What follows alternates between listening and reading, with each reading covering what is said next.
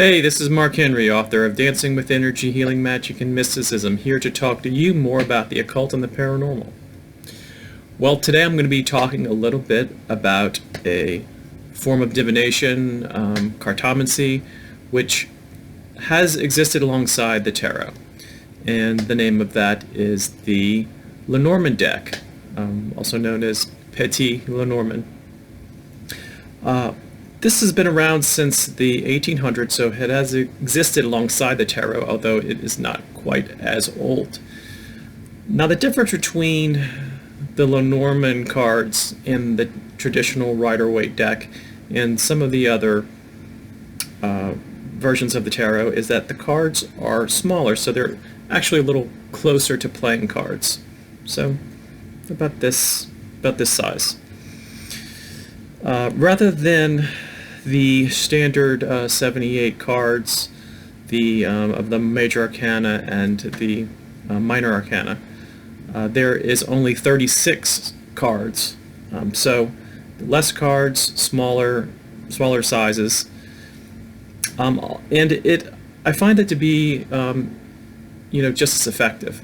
So if you are inclined, check it out, the Lenormand deck. One thing also to consider is that it has just one image on the card, and that's usually very straightforward. It's something that doesn't take a long time to study, unlike the tarot. It is usually using your intuition to gain a particular insight. So I will show you one. So this is, if you see, this is the Crossroads. Now, unlike the tarot, there isn't a lot going on in the background to be interpreted. The Lenormand deck is one in which trying to narrow the attention of the person who is doing it. So instead of having a whole range of interpretations, although there can certainly be more than one, the cards are easier to read. Now, just like the tarot, in a spread, the cards around it do affect the card that you're focusing on. Also, that there are different types of spreads, just like the tarot, but unlike the tarot, they are read in kind of a form of a sentence. So, if I were to take, two cards, the Ring and the Crossroads,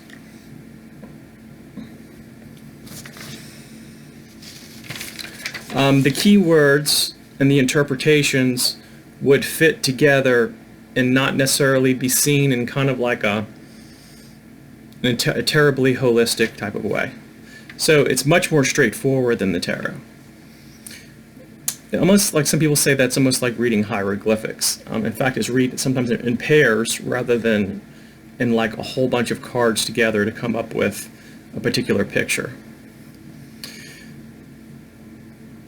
Now, there are different types of Lenormand decks. In fact, I've seen at least 10 on Amazon.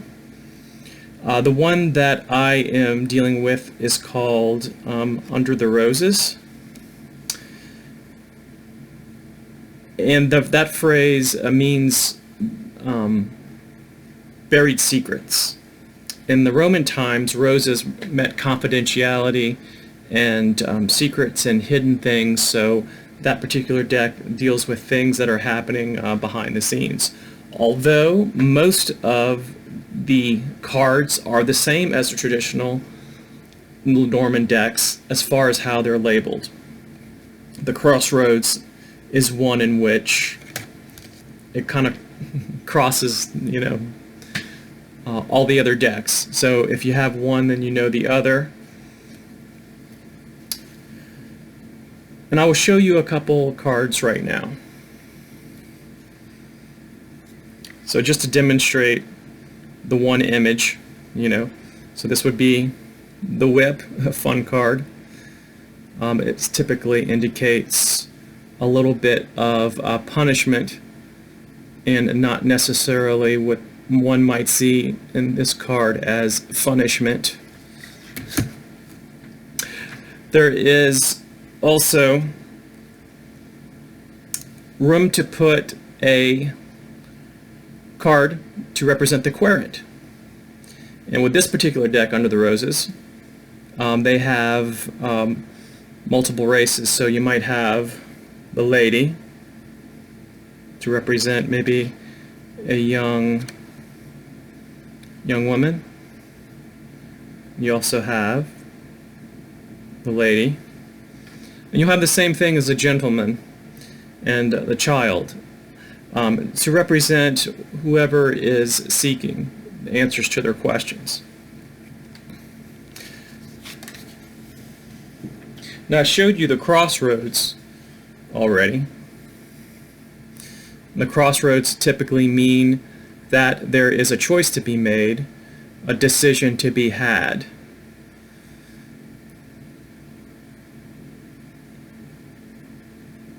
You can go in either direction. Now, what this would mean as far as the choices would depend on some of the other cards around it. And the spread, of course.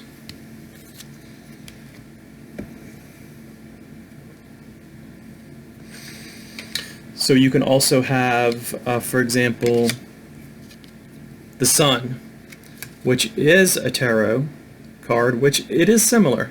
So the Sun can mean success, happiness, expansion, all those good things that we associate with light.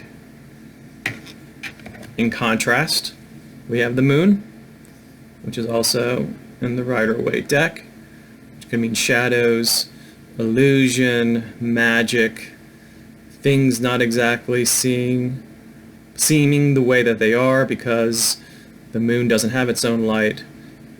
It has the Sun's light, which is a reflection.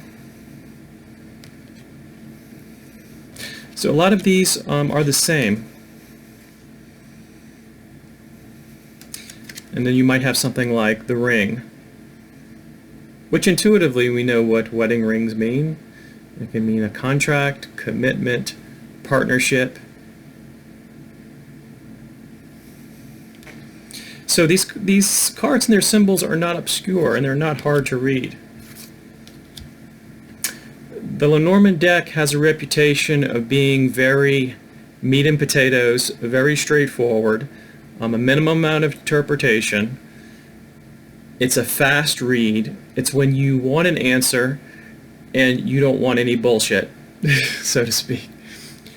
So I highly encourage you that if maybe you never had a lot of patience for the tarot, or going through the journey of learning the tarot and having to deal with it, the Lenormand deck and its variations might be a good alternative for you.